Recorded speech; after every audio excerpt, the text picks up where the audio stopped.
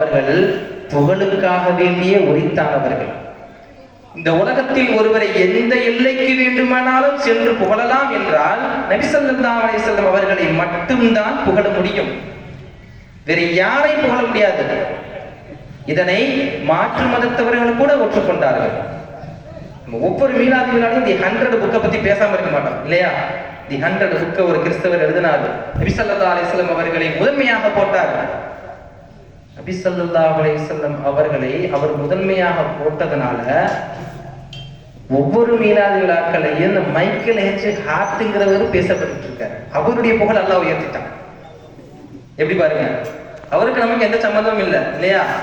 ரசூல் ஸல்லல்லாஹு அலைஹி வஸல்லம் அவர்களை பற்றிய உண்மையான கருத்தை அவர் தன்னுடைய புத்தகத்தில் பதிவு செய்ததனால் ஒவ்வொரு மீலாது மேடைகளிலும் அவருடைய புத்தகத்தின் பெயரையும் அவருடைய பெயரையும் அல்லாஹ் நம்முடைய நாவின் மூலமாக வெளிப்படுத்திக் கொண்டிருக்கிறார்.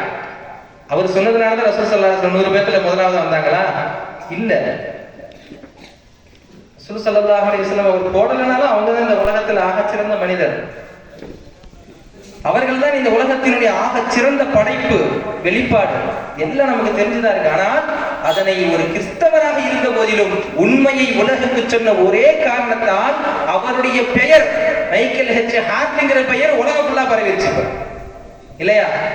அன்பானவர்களே, நாயகத்தினுடைய புகழை நாம் பேசுவதால் உயர்வதல்ல, அவர்களை பற்றி புகழ புகழ நம்முடைய புகழை அல்லாஹ் ஜல்ல ஷானஹு தஆலா உயர்த்தி கொண்டே இருப்பான், உயர்த்தி கொண்டே இருக்கிறான் என்பதை நாம் மறந்துவிடக் கூடாது. அதே போல நாம் இது போன்ற மீலாது விழா மேடைகளிலே பேசும் பொழுது எத்தனையோ பல விஷயங்களை மக்களுக்கு மத்தியில் எடுத்துரைக்கிறோம். உலமாக்கள், அறிஞர்கள், நிர்வாக பெருமக்கள் எல்லாம் சொல்றோம். ஒரே ஒரு சிறிய கதையை மட்டும் சொல்லி முடிச்சிடறேன் இன்ஷா அல்லாஹ். ஒரு ஊர்ல புதுசா ஒரு பள்ளிவாசல் கட்டினாங்க. புதுசா ஒரு பள்ளிவாசல் கட்டினாங்க. கதை சொல்றேன் கேட்டுங்க நல்லா. ஒரு ஊர்ல என்ன செஞ்சாங்களா? புதுசா ஒரு பள்ளிவாசல் கட்டினாங்க. அந்த பள்ளிவாசலுக்கு ஒரு ஆலிம்சா தானே தொழ வைக்கணும்.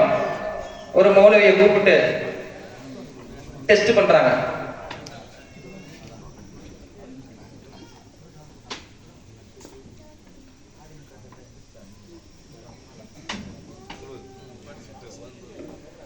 ஒரு மௌலவியை கூப்பிட்டு டெஸ்ட் பண்றாங்களா? டெஸ்ட் பண்ணி தானே ஊர்ல எப்பவுமே இமாமத்துக்கு எடுப்பாங்க. ஆலிம்சா நல்லா பயான் பண்றாரா, நல்லா கிராத்துல நல்லா இருக்கா, ஒழுங்கா நல்ல கிராத்துல ஓதுறாரா, பயான் பண்றாரா அப்படின்னு பார்த்து தானே எல்லாத்தையும் எடுப்பாங்க. அந்த மாதிரி ஒரு ஊர்ல ஒரு பள்ளிவாசலை கட்டி ஒரு ஆலிம்சாவை டெஸ்ட்டுக்கு கூப்பிட்டுருக்காங்க. வெள்ளிக்கிழமை ஜும்மா அன்னைக்கு அவரு வந்துட்டார், தொழு வைக்கிறாரு. அன்னைக்கு நல்லா பயான் பண்றாரு, குத்துபா ஓதுறாரு, தொழ வைக்கிறாரு. ஒரு வளமை இருக்கு. ரசூல் ஸல்லல்லாஹு அலைஹி வஸல்லம் அவர்களுடைய சுன்னத்தான காரியம், அது முஸ்தஹப்பாக பின்பற்றக்கூடிய ஒரு விஷயம் என்னன்னா, ஜும்மாவுடைய நாட்கள்ல சப்பீஹிஸ்ம ரப்பிக்கிற ஆளாங்கிற சூறாவை முதல் ரக்காத்துல ஓதுவாங்க. அந்த பள்ளிவாசலை கட்டினதுல 3 பேருக்கு பெரும் பங்கு. ஒருத்தர் பேரு இப்ராஹிம், இன்னொருத்தர் பேரு மூசா, இன்னொருத்தர் பேரு குஞ்சாலி மரைக்காரு. இந்த குஞ்சாலி மரைக்காருங்கிறவருக்கு மிகப்பெரிய அறிஞர். அவர் ஒரு விகட கவியாகவும் வளர்ந்திருக்கிறார். அப்ப அந்த ஆலிம்சாவை கூப்பிட்டு எல்லா வேலையும் பார்க்க சொல்லிட்டாங்க. நல்ல அருமையான பயான், நல்ல குத்துபா அருமையா வந்துட்டாரு, நல்ல சூப்பரான கிராச், நல்ல அருமையான நம்மளை தொழுது முடிச்சுட்டு வெளியில வந்துட்டாரு. வெளியில வந்த உடனே எல்லா மக்களும் முசாபா செய்யறாங்க. நல்ல அருமையா பயான் பண்ணி நல்லா தொழு வச்சிங்க அப்படின்னு. குஞ்சாலி மரைக்காரு அந்த ஆலிம்சாவை பார்த்துட்டு இப்படி முறைக்கிறாரு.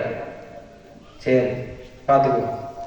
இவர் பார்க்கிறாரு, என்னடா இவரு எல்லாரும் முசாபா செய்யறாங்க, இவரும் கூட முசாபா செய்யறேன்னு சொல்லிட்டு அவர்கிட்ட போய் கேட்கிறாரு, ஏஞ்சி நீங்க மட்டும் எவ்வளவு கோபமா இருக்கீங்க, என்ன ஆச்சு?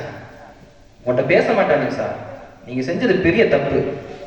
அவரு முழிக்கிறாரு மேலேங்கிறீங்க, என்ன பண்ணேன்னு தெரியல, பயான்ல எதுவும் அதிச தப்பா சொல்லிட்டோமா இல்ல சூறாவது மாத்தி ஓதிட்டோமா அப்படின்னு முழிக்கிறாரு. என்னன்னு சொன்னா நான் திருத்திக்குவேங்க அப்படின்னு கேட்கிறாரு.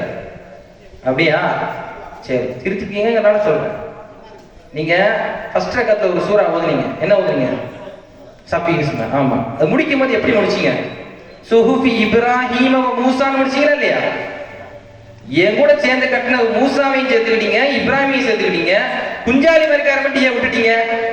நானும் தானே சேர்ந்து இந்த பள்ளிவாசல கட்டியிருக்கேன், என் பேரை நீங்க சொல்லி ஆகணும் அப்படின்னு இருக்காரு. அவர் பார்த்தாரு, அது வந்து குர்ஆன்ல அப்படித்தாங்க இருக்குது, நீங்க பிளான் பண்ணி திட்டம் போட்டு இப்படி செஞ்சிருக்கிறீங்க, இது வந்து ஒத்துக்கப்படாது. அடுத்த வாரம் ஜும்மால நீங்க சுஹுபி இப்ராஹிம் மூசாவோட சேர்த்து என் பேரையும் சொல்லி ஆகணும்ட்டா.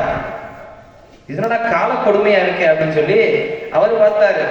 பஞ்சம் பட்டினி பசி எங்கிட்டு போனாலும் விரட்டுது, வேற வழி இல்லை, வளைஞ்சு நெளிஞ்சு கொடுத்து போனா தான் இந்த உலகத்துல நம்ம எந்த இதுலையும் நிலைச்சு நிக்க முடியும்னு சொல்லி அடுத்த வாரம் ஜும்மா பையன் நினைஞ்சாரு. ஜும்மால தொழு வைக்கும் போது சுஹுபி இப்ராஹிம் மூசா